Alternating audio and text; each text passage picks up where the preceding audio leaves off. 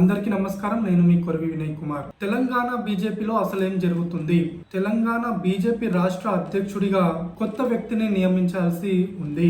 ప్రస్తుత రాష్ట్ర అధ్యక్షుడిగా ఉన్నటువంటి కిషన్ రెడ్డి కేంద్ర కేబినెట్ లోకి వెళ్లిపోవడంతో తెలంగాణ రాష్ట్ర బీజేపీ అధ్యక్షుడి నియామకం అనేది అనివార్యంగా మారింది.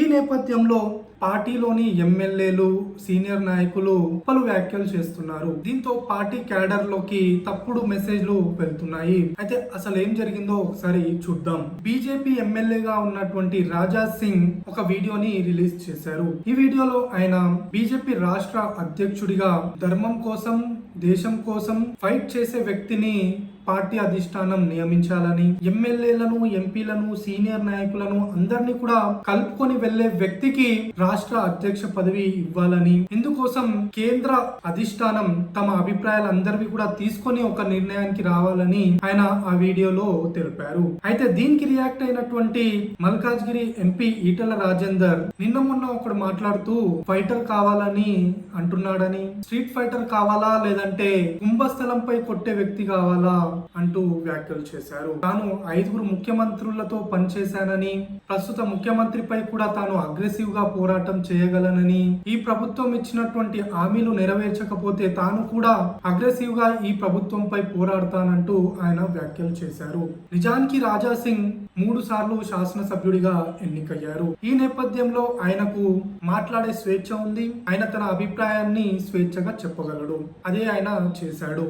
ఆయన పార్టీ అధిష్టానం అందరి అభిప్రాయాలు తీసుకొని రాష్ట్ర అధ్యక్షుడిని నియమించాలి అని చెప్పిన వ్యాఖ్యల్లో ఎలాంటి అభ్యంతరం కూడా లేదు. కానీ ఈటల రాజేందర్ మాత్రం తన అధ్యక్ష పదవికి రాజా సింగ్ అడ్డొస్తున్నాడని భావించి రాజా సింగ్ ను డైరెక్ట్ గానే అటాక్ చేశారు. ఇందులో భాగంగానే ఆయన రాజా సింగ్ కు కౌంటర్ ఇస్తూ ఈ వ్యాఖ్యలు చేశారు. అయితే రాజా సింగ్ తో పోల్చుకుంటే ఈటల రాజేందర్ పెద్ద నాయకుడే, ఇందులో ఎవరికి అనుమానం లేదు. ఆయన రాష్ట్ర స్థాయి నాయకుడే. ఆయన 5 ముఖ్యమంత్రులతో పోరాడింది కూడా వాస్తవమే. కానీ రాష్ట్ర అధ్యక్ష రేసులో ముందు వరుసలో ఉన్నటువంటి ఈటల రాజేందర్ కొంత సంయమనం పాటించి ఉంటే బాగుండేది. ఆయన తన వ్యాఖ్యలను కేంద్ర అధిష్టానం వద్ద చెప్పి ఉండాల్సింది. తన అభిప్రాయాలను అక్కడ చెప్పి ఉంటే బాగుండేది. కానీ ఇలా వ్యాఖ్యలు చేయడం వల్ల తెలంగాణ బీజేపీలో విభేదాలు ఉన్నాయన్న మెసేజ్ అటు క్యాడర్ లో, ఇటు తెలంగాణ రాష్ట్ర ప్రజల్లోకి వెళ్ళింది. దీంతో ఎటు చూసినా ఇదే చర్చ జరుగుతుంది. అయితే తెలంగాణ రాష్ట్ర బీజేపీ అధ్యక్షుడి రేస్ లో ఈటల రాజేందర్, రాజా సింగ్ లతో పాటు మరికొంతమంది నాయకులు కూడా ఉన్నారు. అందులో రఘునందన్ రావు, అరవింద్ ధర్మపురి, డికే అరుణ, వెంకటరమణారెడ్డి, పేరాల శేఖర్, రామచందర్ రావు మరియు పాయల్ శంకర్ లాంటి వాళ్ళు కూడా తమకు రాష్ట్ర అధ్యక్ష పదవి ఇవ్వాలని కోరుతున్నారు. అయితే ఎవరికి వారు అధ్యక్ష పదవి కోరడంలో తప్పేం లేదు. వారందరూ కూడా అర్హులే. అయితే ముందు వరుసలో మాత్రం ఈటల రాజేందర్ ఉన్నాడు. దీనికి ప్రధాన కారణాలు కూడా ఉన్నాయి. ఇది వరకు రాష్ట్ర అధ్యక్షుడిగా ఉన్నటువంటి బండి సంజయ్ మున్నూరు కాపు సామాజిక వర్గానికి చెందిన వ్యక్తి. అయితే ఆయన ప్రస్తుతం కేంద్ర కేబినెట్ లో మంత్రిగా ఉన్నారు. అయితే కేంద్ర కేబినెట్ లో మున్నూరు కాపు సామాజిక వర్గానికి న్యాయం జరిగిందని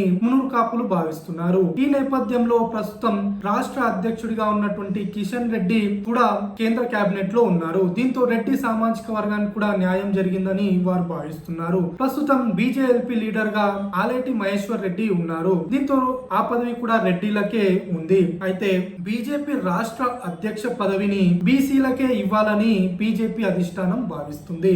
మొన్న జరిగినటువంటి అసెంబ్లీ ఎన్నికల్లో బీసీని ముఖ్యమంత్రి చేస్తామని కూడా బీజేపీ ప్రకటించింది. ఈ నేపథ్యంలో ఇప్పటికే మున్నూరు కాపు సామాజిక వర్గానికి చెందినటువంటి బండి సంజయ్ కు కేంద్ర కేబినెట్ లో అవకాశం కల్పించిన నేపథ్యంలో ఇక ముదిరాజ్ సామాజిక వర్గానికి చెందినటువంటి ఈటల రాజేందర్ ను రాష్ట్ర అధ్యక్షుడిగా నియమించాలని బీజేపీ అధిష్టానం భావిస్తున్నట్లు తెలుస్తుంది. అయితే ఈటల రాజేందర్ ను రాష్ట్ర అధ్యక్షుడిగా నియమిస్తున్నారన్న సమాచారం ఉన్నటువంటి బీజేపీ నాయకులు బహిరంగంగానే వ్యాఖ్యలు చేస్తున్నట్లుగా మనకు కనబడుతుంది.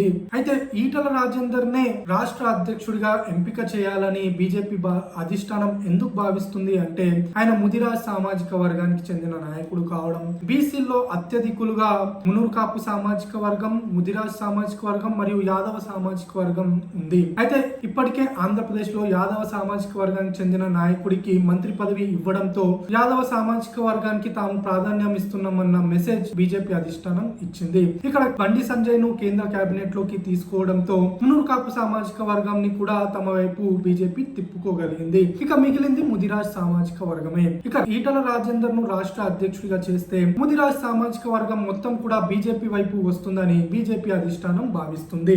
అయితే 2023 అసెంబ్లీ ఎన్నికలకు ముందు రాష్ట్ర అధ్యక్షుడిగా బండి సంజయ్ ను తప్పించి కిషన్ రెడ్డిని బీజేపీ అధిష్టానం నియమించింది. ఈ నేపథ్యంలో ఈటల రాజేందర్ కు బండి సంజయ్ కి మధ్య పొసగడం లేదని చాలా పుకార్లు కూడా వచ్చాయి. దీంతో ఇక్కడ తెలంగాణ రాష్ట్రంలో 20 నుంచి 30 సీట్లు సాధించాల్సిన బీజేపీ కేవలం 8 స్థానాలకు మాత్రమే పరిమితమైంది. అదే కాంగ్రెస్ పార్టీలో చాలా విభేదాలు ఉన్నప్పటికీ కూడా వాళ్ళందరూ కూడా ఐకమత్య రాగం పాడడంతో ఇక్కడ బీఆర్ఎస్ ప్రభుత్వాన్ని పడగొట్టి కాంగ్రెస్ ప్రభుత్వాన్ని ఏర్పాటు చేయగలిగింది. అయితే 2028 ఎన్నికలకు సిద్ధమవుతున్నటువంటి బీజేపీ రాష్ట్ర అధ్యక్షుడిని నియమించాల్సి ఉంది. 2028 ఎన్నికలే టార్గెట్ గా పనిచేయాల్సి ఉంది.